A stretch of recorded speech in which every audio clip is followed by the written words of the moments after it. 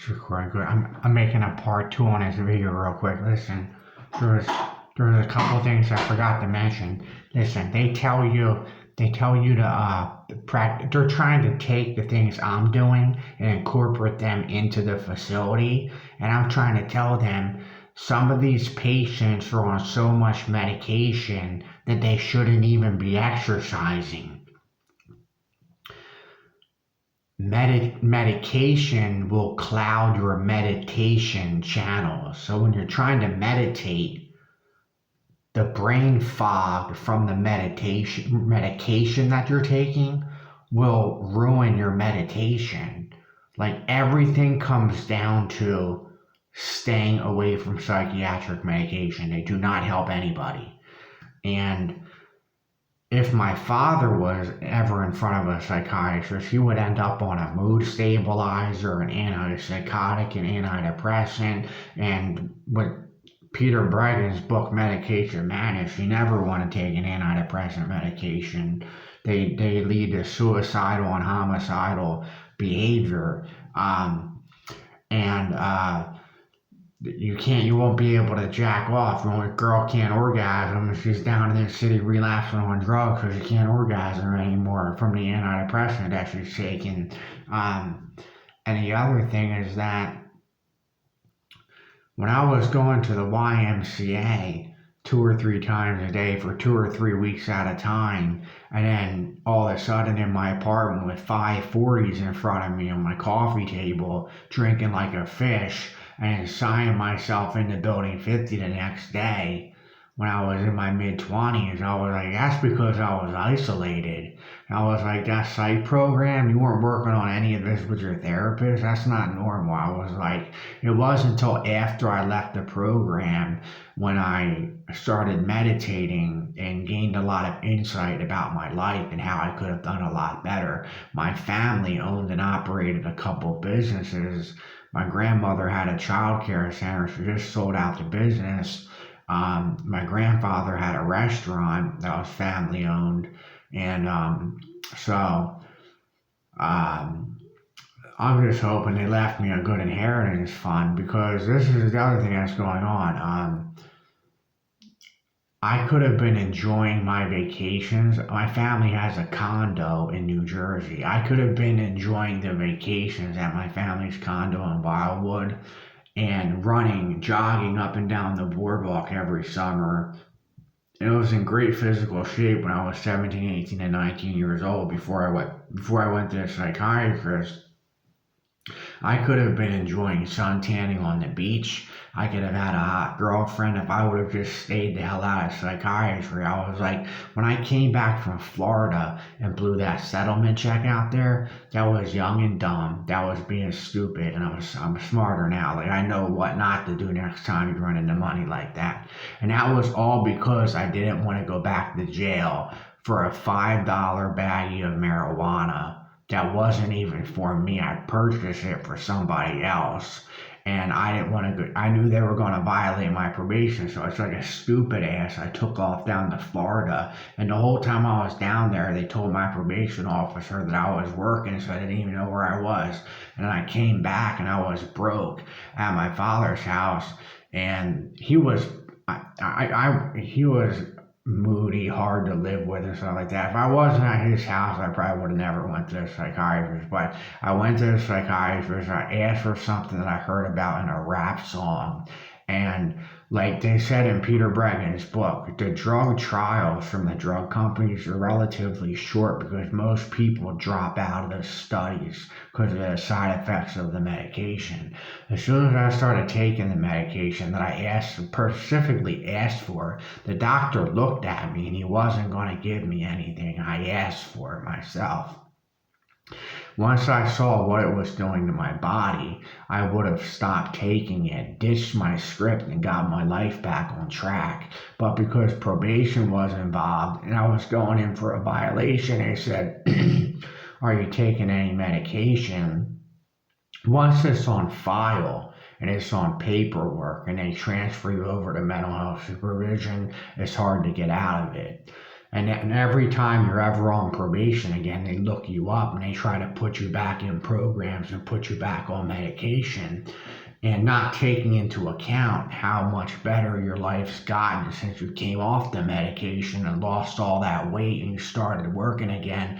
I was never in a mental hospital unless the only times I was ever in a mental hospital is when I was taking the medication. When I got off probation, I knew I didn't belong on the medication. I ditched my script. I got the hell off this shit. I lost all the weight in less than a year and I started working again.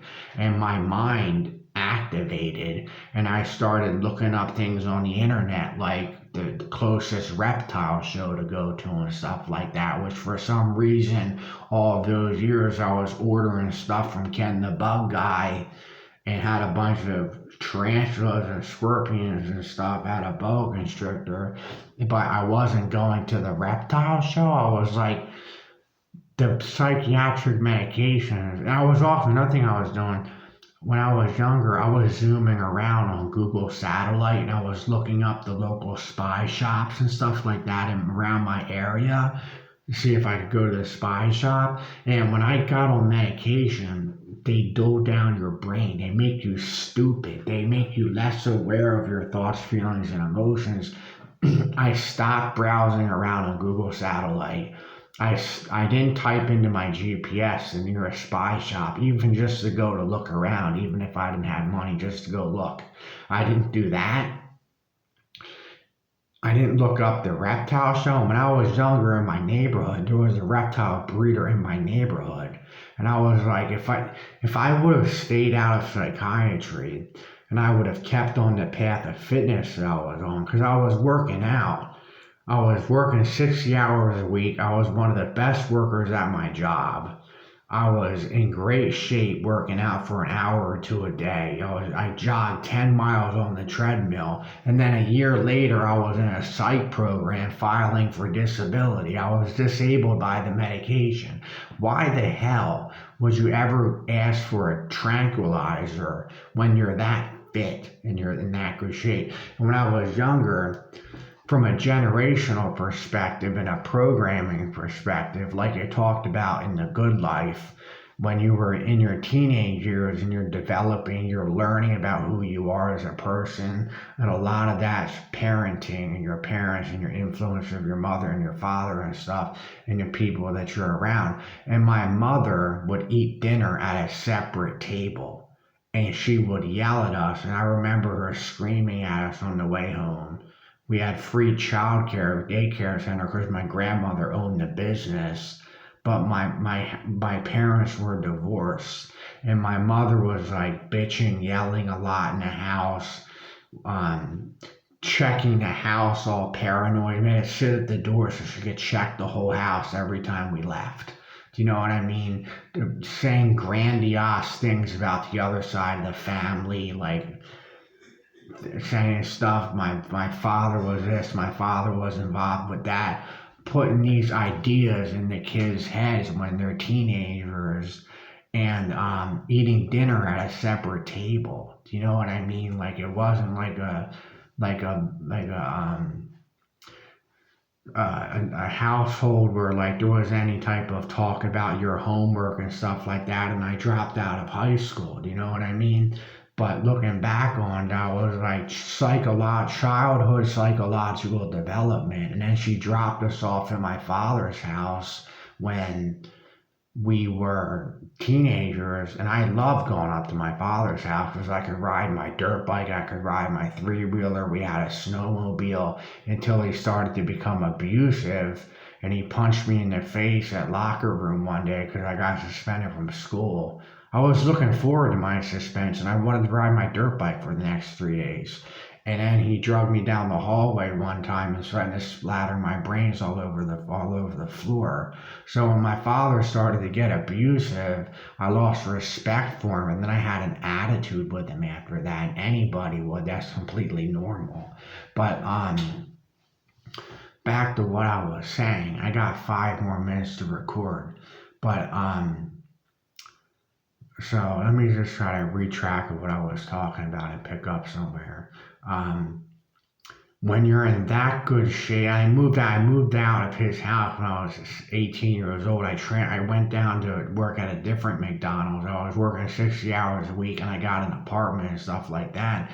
And I was driving my bike back and forth to the tanning salon and stuff like that. I looked great. Like I could have went into fitness modeling or like bodybuilding or something like that if I wanted to. I know somewhere along the line I would have had a personal training certificate. I don't want to do that anymore, but back then I would have had one somewhere along the line.